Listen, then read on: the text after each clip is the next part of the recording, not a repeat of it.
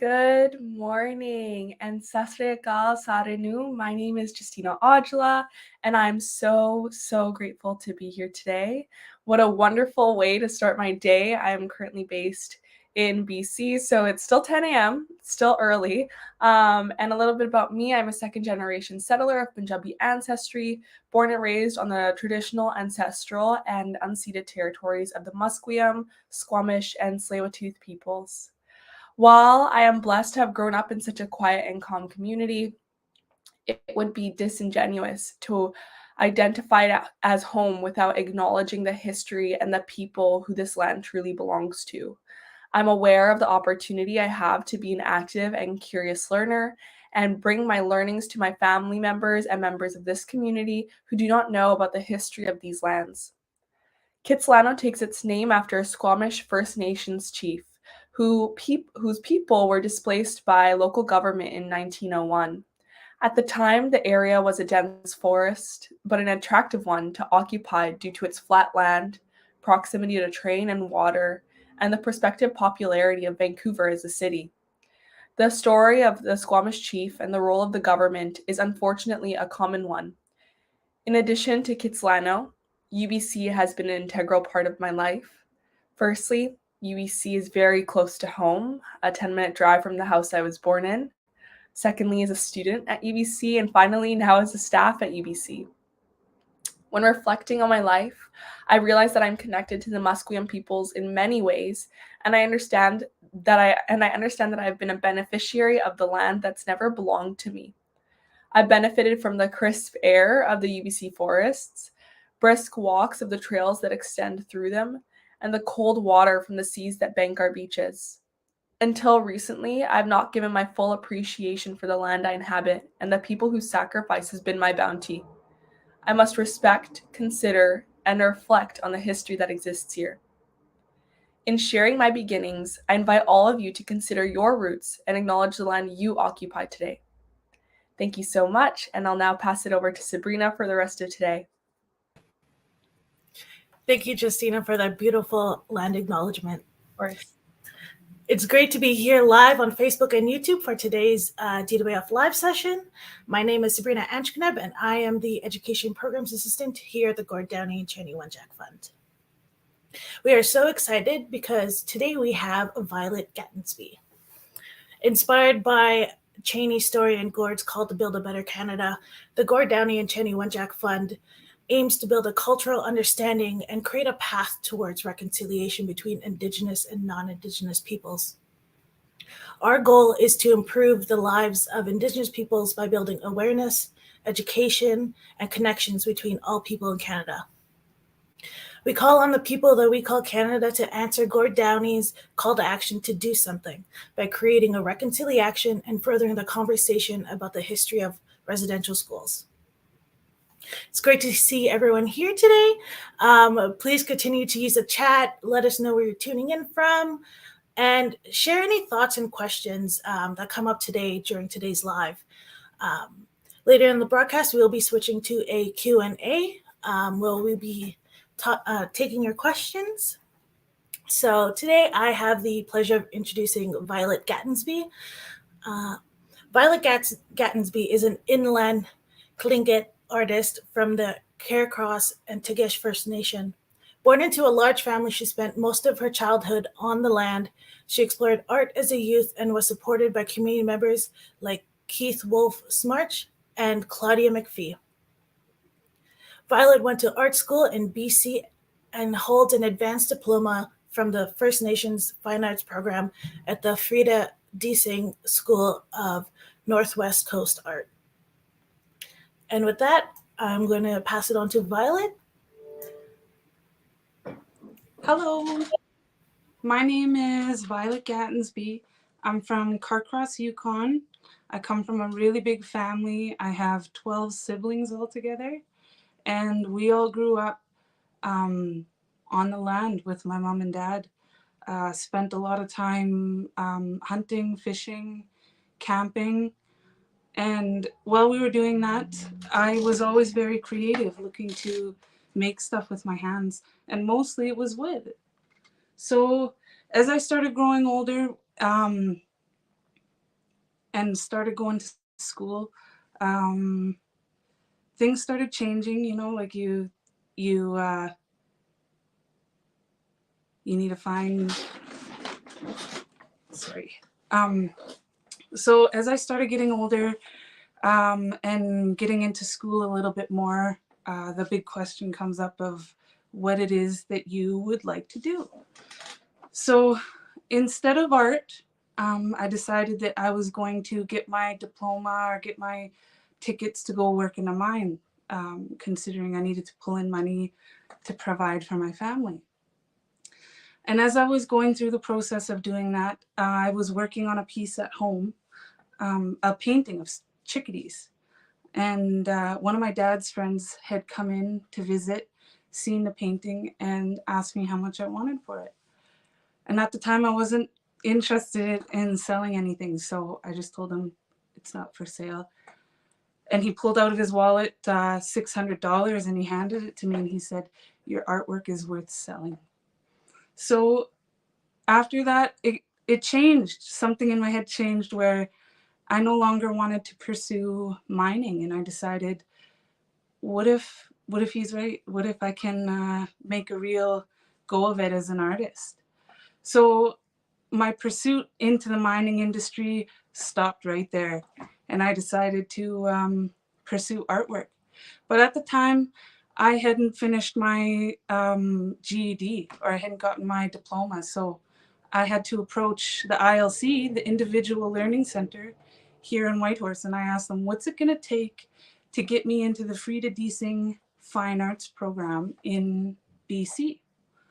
And they said, you only require your grade 10, but if you do your math 12 and your English 12, we'll give you your full graduation ticket.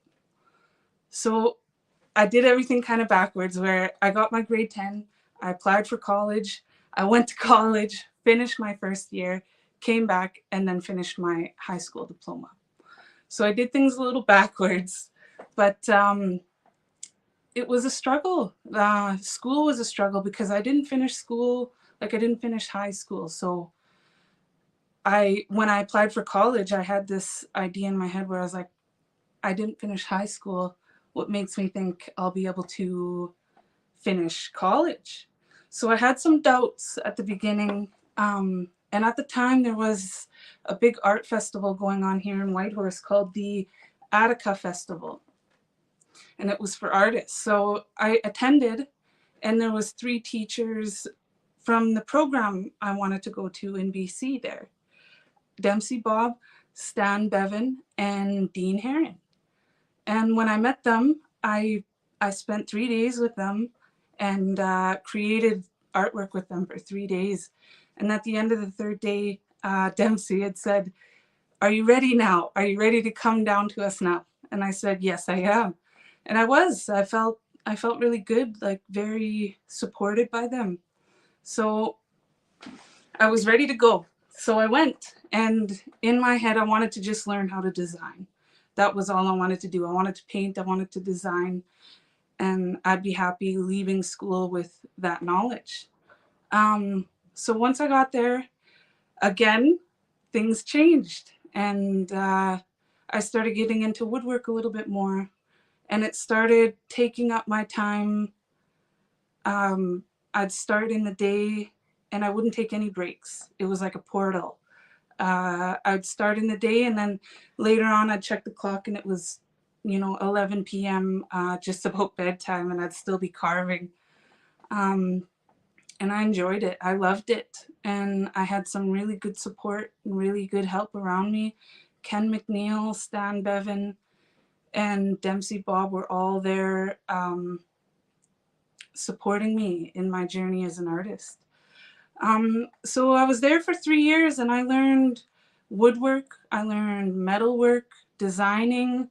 I learned a lot about marketing and business, and how to promote myself as an artist. And throughout the whole process, there was always this lingering thought in the back of my head, like, this is just school. What happens when it ends? what do I do when it ends? Because, it's tough being an artist sometimes. So I was a little bit concerned, but the day that I got home from my 3rd year, there was a canoe project in Carcross that had just started with a fella named Wayne Price from Haines, Alaska. And I know Wayne because I did some tool making workshops with him. So I went over to go check it out, and it was just Wayne and this big, huge red cedar log, 35 feet. And he asked if I wanted to help him, and I did. So I spent the weekend with him working on this canoe project. And at the end of the weekend, he asked if I wanted to help him complete the canoe. So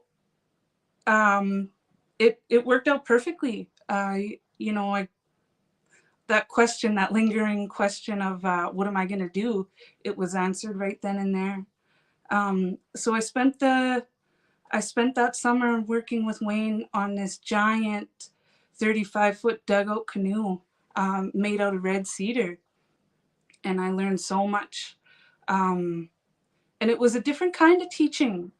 When I went to school, it was to create a professional artist. And when I was working with Wayne, there was other stuff that was coming up in my life, like, with my siblings and my family and my community and all these things that were kind of taking my attention away from my artwork. So it was tough, but it was a different kind of teaching. He was very gentle. He was very understanding, of emotions and everything. So it was amazing. And so we spent 80 days working on this canoe, and we finished it in time. And now it belongs to my home community, Carcross. And I'm looking forward to the day that I do another canoe with Wayne. It was such hard work. It was, and I feel like it was a project that was perfect at the time for how I was feeling. There was a lot of days where I'd show up really tired, where I didn't want to do it, and I'd ask myself why I was doing it. But it was just passion. I just wanted to see the finish line of it. And now it's been 3 years since we did that canoe. And the confidence that I've built for myself from doing that canoe and, kind of just having the discipline to push through all those feelings, it sticks with me today. So I'm so grateful to have the support from, all my teachers in school who were there to teach me how to be a professional artist. But I'm also so grateful for Wayne to teach me how to be gentle and kind in the community work. Because as I go along, there's this debate, in me where who is my artwork for? And I know I do it for me, but there's also, am I making it for display? Is it usable? Am I doing it for the right reasons? So there's always those questions, and I try to keep the balance by, I create some artwork, but I always like to maintain an open kind of trade with community members. So I know that there's a lot of people who would also like to support my artwork who can't. So they make trades. So we'll do trades. I'll do some artwork for moose meat or artwork for beadwork. And I feel like that's very important to keep, for me as an artist, to keep that relationship with my community members. Because when I think about learning this art form, it's really for that, is to share it with the people here, or even just to have the time to do it with them, like make some artwork with them. And so since the canoe with Wayne, I started teaching with the Northern Cultural Expression Society. And so what we're doing is we're going into schools and we're teaching young children the form line design And we eventually get them up to a place where they can work with knives for carving. So our goal is it's not so much to create professional artists, it's just to enjoy it. Like we all deserve to enjoy creating our own traditional artwork and whatnot. So it's we have so much fun and we meet so many interesting people every day. And it's quite interesting because a lot of the times I see young children, and it takes me right back to moments when I was a kid, just certain things, and it helps to inspire me, like in my artwork. You know, when I think about some of the stuff we did when we were kids, like I said, was we spent a lot of time on the land. So I recall pulling in a fish net with my mom and helping her clean fish. And now that comes in handy. You know, I think about it when I sit down to draw or design. I'll think about those times and what did it look like. So I'll incorporate it into my artwork, the stuff that I learned on the land, as well as the stories my mom and dad told us while living on the land.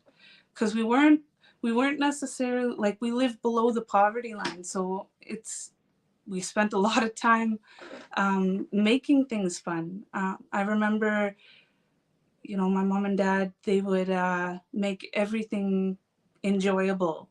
Every chore was, they would make it enjoyable. So packing in wood, they'd make it in a way where it was, you're going to keep your family warm tonight by as much wood as you're packing in now. Or you know, we would clean fish and we would say who can fillet it the fastest, stuff like that. So, and those are the things that inspire me today in my artwork, that I like to try to incorporate in my artwork. Because I feel like those things are important. Those things are important for so many reasons. You know, when I was in school, it wasn't, so the teachers would, you know, sometimes you'd hear just who you're gonna be, right? Like they're pretty, I don't know.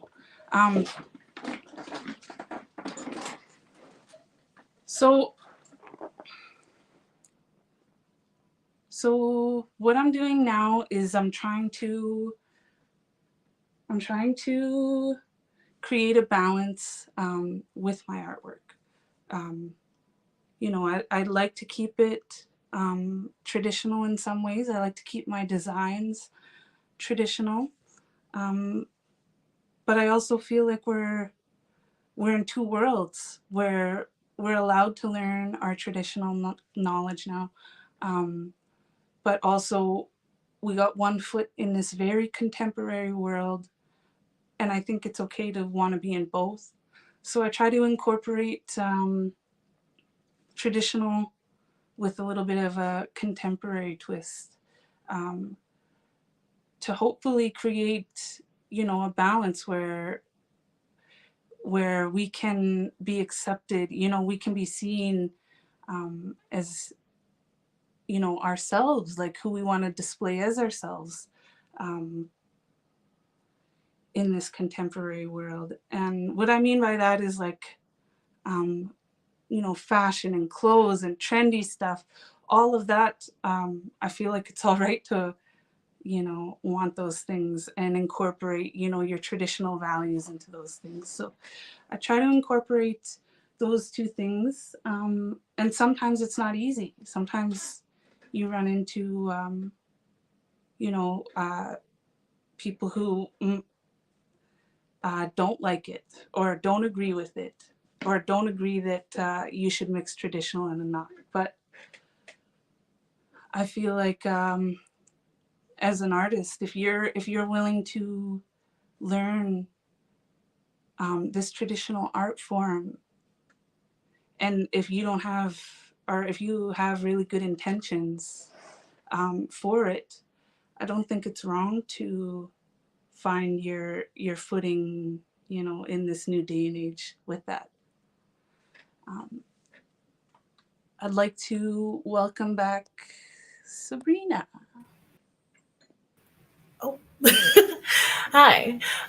It's actually crazy that you did like a full 180 from going to mining and to becoming an artist. Jamie, she also had the same question that I'm about to ask is, do you have any advice for Indigenous youth interested into getting into the arts? Because you did like the whole 180. So So any advice for anyone wanting to get into artwork? like Indigenous youth interested in getting into art, yeah. So my biggest hang up was my own insecurities or my own worries or my own doubts about it.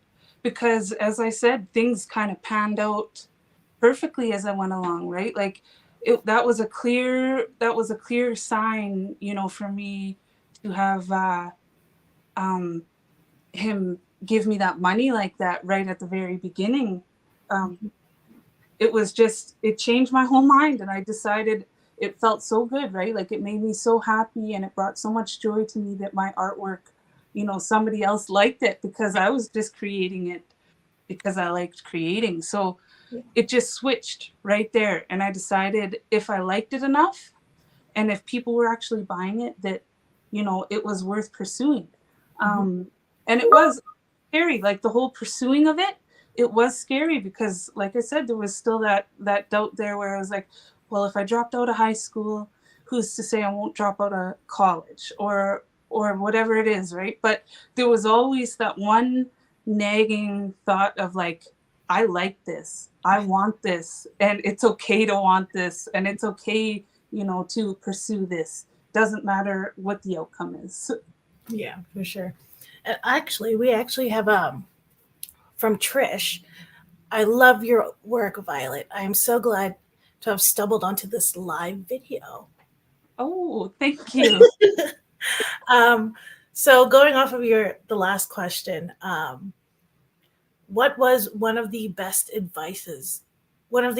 you were given from the great artists you worked under or worked with? Oh, there's so much comes to me, like, because now, you know, I left school, and it was kind of nice to have a teacher, you know, right after school with Wayne. But it was scary, right? Like you always kind of search to have that approval from somebody, right? Like, so as I was in school working, I would always search for approval from the teachers. Like, is this enough? Is this good? Is this okay? Is there anything wrong with it? And when I didn't have that no more, it was a stall in my work. It was kind of like, there's no one to tell me if I'm doing okay or not. So what do I do now? But you eventually figure it out, because when I talked to my teacher one day, Ken McNeil, and he actually said, he's like, I gave you everything that you need to be successful. He's like, the rest is on you though. He's like, the rest is on you to figure it out. So, and that was all I really needed, right? Because he said, he's like, I gave you everything you need to be successful. He's like, I taught you everything I know. He's like, and if you're asking me if I believe you'll be successful, he's like, I do. He's like, I think you got what it takes. So that, and there was always, in school, there was always the motto there was, if it's made out of wood, we can fix it. I mean, that's true. Yeah. And going off of, so you're saying how like there's that validation, and after you left school you didn't really have like that anymore, because yeah, you're in school, it's like they're guiding you and they're teaching you everything that you know, and you're just being a sponge. How did you get over that stump after school? Well, it's tough, because then and they did say it too, right? In school, they said, you're riding on confidence that isn't yours right now. They're like, we're giving you the confidence and you're riding it. They're like, it's like a wave. Yeah. And it's exactly like that, because the work you're producing in school is always, it always has the hand of the teacher in there, right? So you see you kind of see where your teacher's influence comes into your work. And when you leave school, you do artwork and you're like, how come it doesn't look like it did in school? But you eventually, like, you keep doing it. And I was lucky enough to, the Yukon is very supportive of their artists. So at the time, there was so much support going on that everybody wanted, they want to include First Nations artwork a little bit more. They want to be more inclusive for women. All these things, they were all great factors in, being all right while I was figuring that out. Because while I was figuring it out, and the work that I was producing, it was still being sold, like I was still selling it, and I was still able to sell it, but it wasn't like I was the most confident in it. But I kept doing it because I knew, just like Ken had said, you just got to keep doing it, and you figure it out for yourself. So I did, and I was grateful that in that time there was people who were still willing to support. That's awesome. And I love what you said earlier, is like you traded, like, oh, for some moose meat, or that's so funny. Like, I feel like that is very, like, common. And also just like you mentioned moose meat, and now I want moose meat. I know. It's so good. So I did this trade. There was actually another artist here, Kaylin Baker. She does beautiful beadwork. And at the time, I had carved into these gun stocks. And she really liked it. So she's like, how do you feel about a trade? So we did. She beaded me up these two really beautiful cuffs. And I traded that gun stock with her. But it just kind of sparked something where I was like, those are the two most meaningful pieces of artwork I have now, and I wouldn't trade them for anything. So I just thought in that way, if people can't offer money, which I know a lot of people can, and that's fine, but I mean, trades are valuable too. Yeah, they are, for sure. So Natalie asked, what is the piece you're most proud of? The piece I'm most proud of, so this last year I did a piece, and it's called Forget Me Not. It's a piece that went into, it's the first artwork to go into courtroom number 5 here in Whitehorse, and it's surrounding that reconciliation. So the piece itself is I think I have it here. Hold on, just give me 1 sec.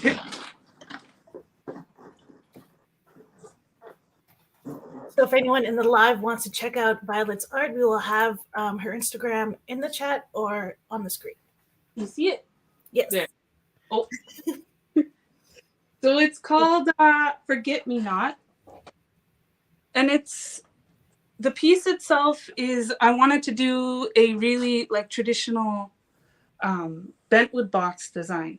Like I said, is to kind of tie in that old traditional style that I learned in school. Yeah. And it's of a grandmother who's holding, her hands are holding in, like she's holding people together, because we follow a matriarchal system here. So she's holding the community together, and on either side of her, she has community support to show that we're all in this together. We're all doing it together. And if you look really closely, it's not the best image, but there's cracks that run through there. Anyway, so the cracks are to represent residential school, addiction, genocide, like things that we have faced before, and all the cracks that our people are still slipping into today. It's to represent that, like the heartache and the break. But the flowers, the forget-me-not flowers, are to represent that we can take root even under the broken soil, and we can come out beautiful. But they also have a double meaning, because where I grew up in Carcross, at the old residential school site there. When they took it down, a field of forget-me-not flowers bloomed in its place. And I also wanted to dedicate it to the children who were lost in residential schools. That's beautiful. Thank you. Yeah. And so it's funny. Well, it's not funny, but like it's ironic that it's in this courtroom, and a lot of what as Indigenous people we face is systemic racism, and with the legal system too. So, yeah, and that's what it was about. It's to kind of bridge that gap between there, and it was so hard to get up in front of the judges and everybody in that courtroom to talk to them about it. I got emotional doing it. And it was, but I'd have to say that piece so far is my favorite one. So far. So far, yes. So let's go with Jamie's question. What advice do you have for students who want to engage reconciliation in a meaningful way?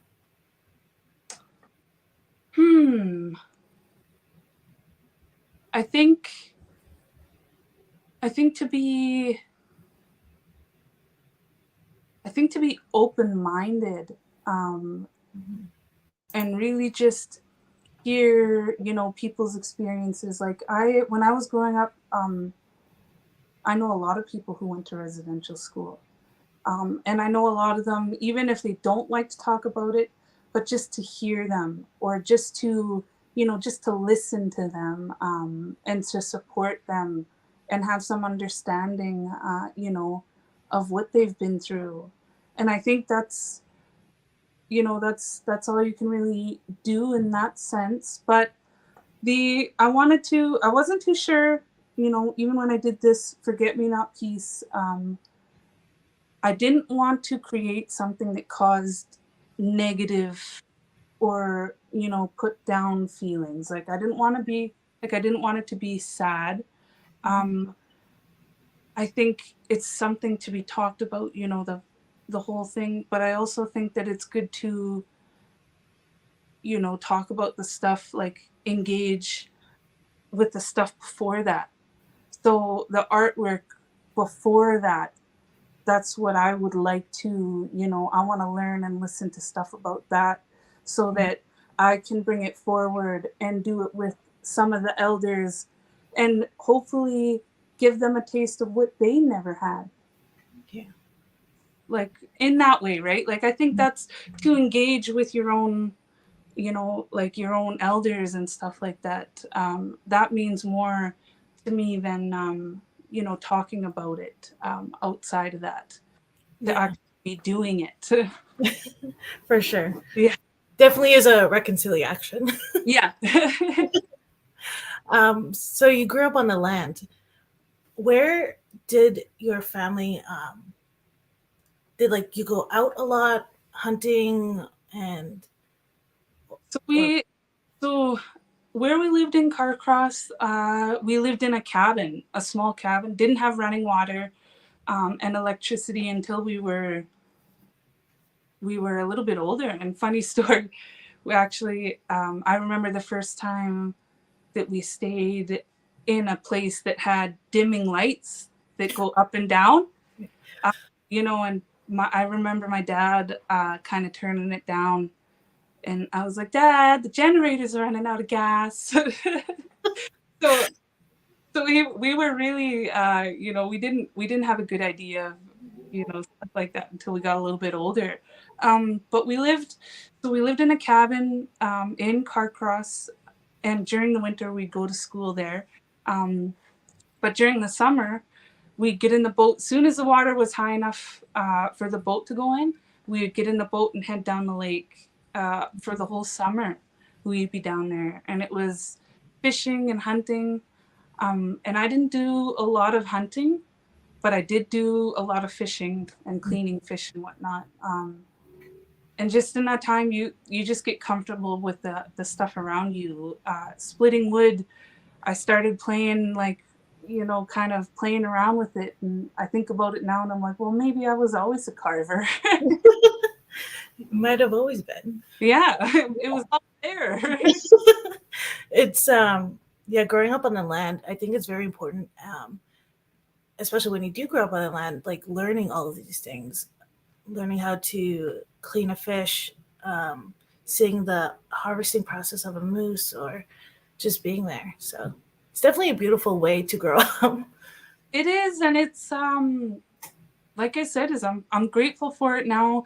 I mean, sometimes when you're a kid, right, you think of it as like a chore or whatever, but I think about it now, and it lined up perfectly. Even with my artwork now, is I'm so grateful to have had all those experiences, out on the land, because it incorporates and it ties into my artwork daily. Yeah, for sure.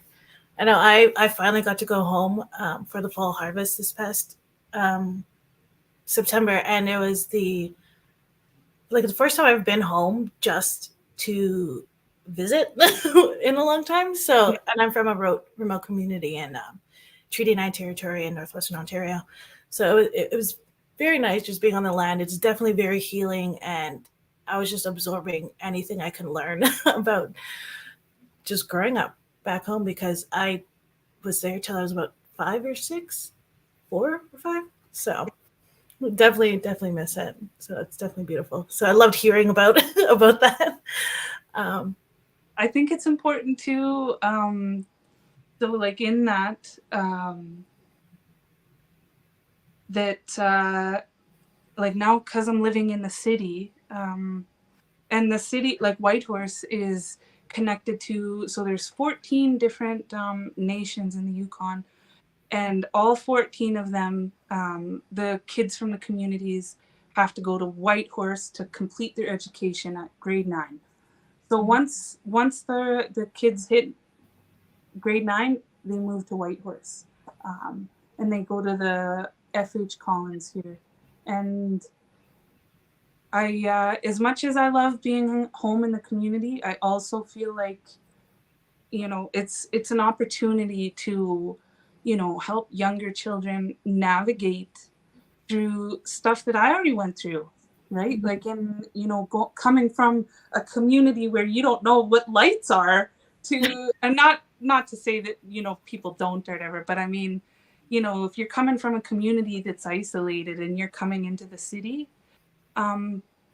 there's, so much stuff to learn, or to be comfortable even. Yeah, I've seen that definitely firsthand, because I grew up in Thunder Bay, so we had a school that all the remote communities in like Nan, they all travel down to Thunder Bay and go to school there too. So I could definitely see the challenges, and have seen it living in the city after and growing up on the And yeah. I know that there's like Mm-hmm. Bentwood boxes, stuff like that are traditional and great. But then there's also stuff like, kids these days, it's like skateboarding, why not paint skateboards or stuff like that, to kind of really like, so it's not so much like, no, you have to do it traditional. It's like, no, let me teach you this art form and let's make whatever you want. Like, exactly, the open-mindedness. yeah, to be like, you know what, we're part of this world too. Like, we don't just have to hang back in our traditional times. Yeah, for sure. So Natalie asked, what materials are the best to use for wood carving? What materials? I'd say yellow cedar. So this piece is yellow cedar. It's really soft wood to work with. You got to have really sharp tools, and it's interesting because when I went to school, it was I worked on red cedar, and red cedar is even softer than yellow cedar. And as I was figuring out how to sharpen my tools, it was not going good with the red cedar. It was too soft. I couldn't figure it out, and I struggled through it, and I got it. Like, I figured it out, but at the end of it, I was like, I'm not using red cedar anymore. I don't like it. It's too soft. It's not my thing. Yeah. And then I got home, and there's Wayne and that big, huge red cedar. And I was like, I might be done with red cedar. It's like, but it's not done with me. The material is not done with you. As much as I like cedar, I mostly work with red. Yeah, for sure. Well, I think that is all the questions that we have for today. We are running out of time. So I just want to thank you for joining us and definitely enjoyed learning more about carving because I knew nothing about it. So that is definitely, I definitely want to thank you for that. Well, thank you for. Yeah, it was fun. I liked our conversation. Yeah. So sorry, I'm just getting myself figured. So yeah, I again want to thank Justina and of course yourself for today's DWF live session. You can view our previous DWF live sessions on our Facebook and YouTube channel. We have a short survey that we will be dropping in the chat.